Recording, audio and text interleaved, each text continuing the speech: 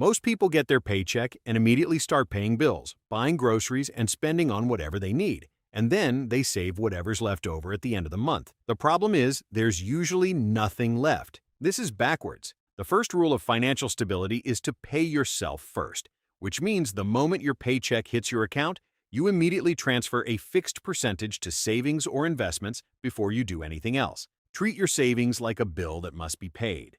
Most financial experts recommend saving at least 20% of your income, but if you're just starting out, even 10% is better than nothing. The key is to automate this process so you don't even have to think about it. Set up an automatic transfer from your checking account to your savings account on payday, and you'll never miss the money because you never see it.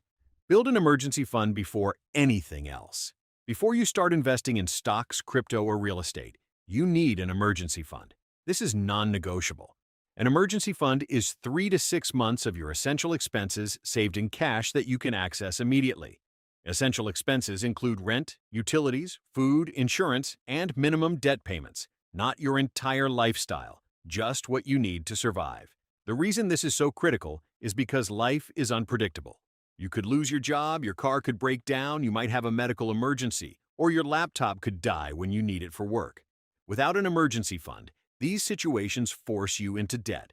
You'll put it on a credit card at 20% interest or take out a payday loan at insane rates, which destroys your financial stability. But with an emergency fund, these situations are just annoying instead of catastrophic. You handle it, move on, and rebuild the fund. Live below your means, not within them. There's a huge difference between living within your means and living below your means. Living within your means just means you're not going into debt.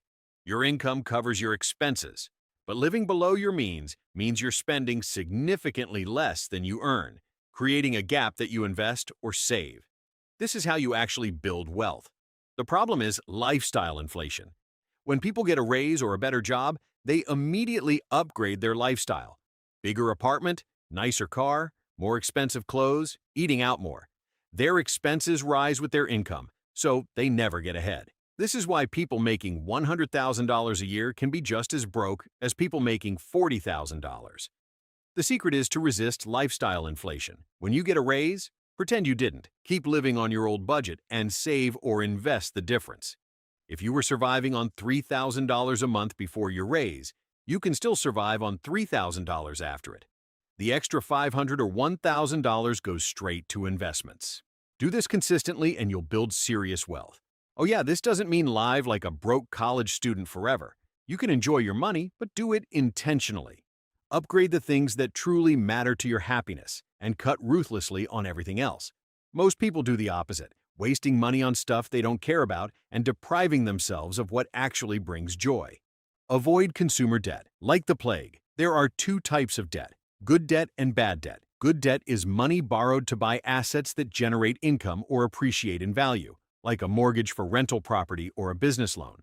Bad debt is money borrowed to buy things that lose value, like cars, clothes, vacations, or electronics. Credit card debt is the worst form of bad debt because interest rates are insane, usually 18 to 25%. If you carry a balance on a credit card, you're paying a massive premium for stuff you already consumed. A $1,000 purchase at 20% interest that takes you 2 years to pay off actually costs you $1,200. You just threw away $200 for no reason. The rule is simple. If you can't afford to pay cash for something, you can't afford it. Avoiding consumer debt is one of the fastest ways to improve your financial stability because you're not bleeding money to interest payments every month. Invest early and consistently. One of the biggest money rules is to start investing as early as possible, even if it's just small amounts. The reason is compound interest, which Albert Einstein supposedly called the eighth wonder of the world. Compound interest means you earn returns not just on your original investment, but on the returns themselves. Over time, this creates exponential growth. Here's an example. If you invest $200 a month starting at age 25 and get an average 8% annual return, by age 65, you'll have around $620,000. But if you wait until age 35 to start investing the same $200 a month, you'll only have around $280,000. That 10-year delay cost you $340,000, even though you only contributed an extra $24,000 during those 10 years. This is why starting early is so powerful.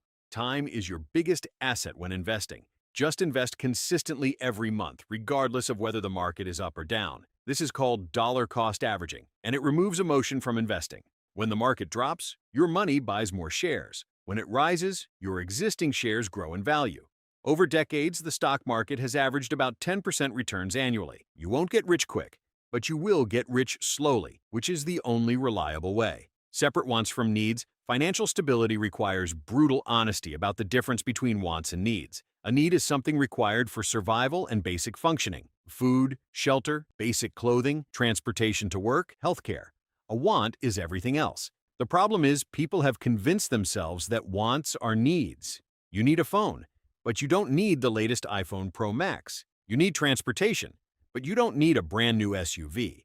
You need food, but you don't need to eat out 5 times a week. This mental confusion is why people struggle financially even with good incomes. They're spending need-level urgency on want-level purchases. The rule is to meet your needs first, build your financial foundation with savings and investments, and only then spend on wants with whatever's left. And when you do spend on wants, be intentional. Ask yourself if this purchase actually improves your life or if you'll forget about it in a week. Most people buy things for a temporary dopamine hit that wears off fast.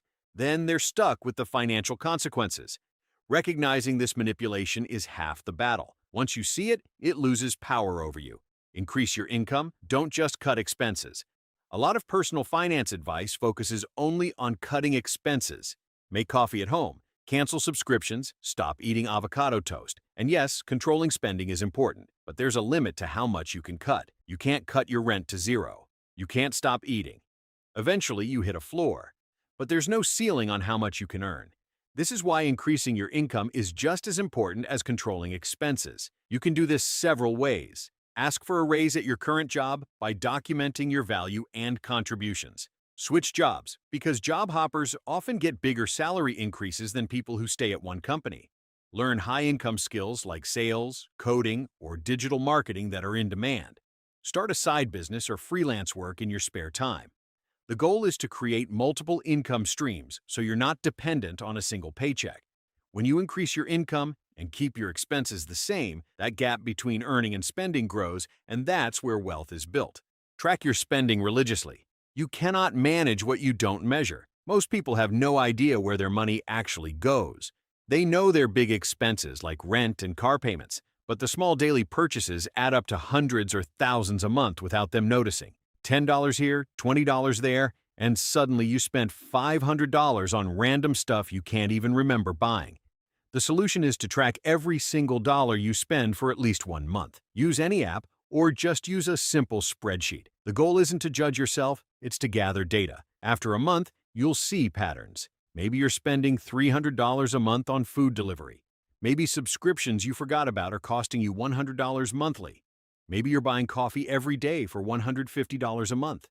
Once you see the numbers, you can make informed decisions about what to cut and what's actually worth it to you. Some people realize they spend $200 monthly on things that bring zero joy, while depriving themselves of a $50 expense that would actually improve their life. Tracking spending gives you control instead of letting money slip through your fingers unconsciously. Oh yeah, after the initial tracking period, check in monthly or quarterly to make sure you're still on track. Financial stability isn't a one-time achievement. It's an ongoing practice that requires attention. If you found this useful, make sure you hit like and subscribe, because this is the kind of stuff that can genuinely change your life if you apply it. And if you made it this far, drop a comment with the one rule you're going to start today. I read every single one.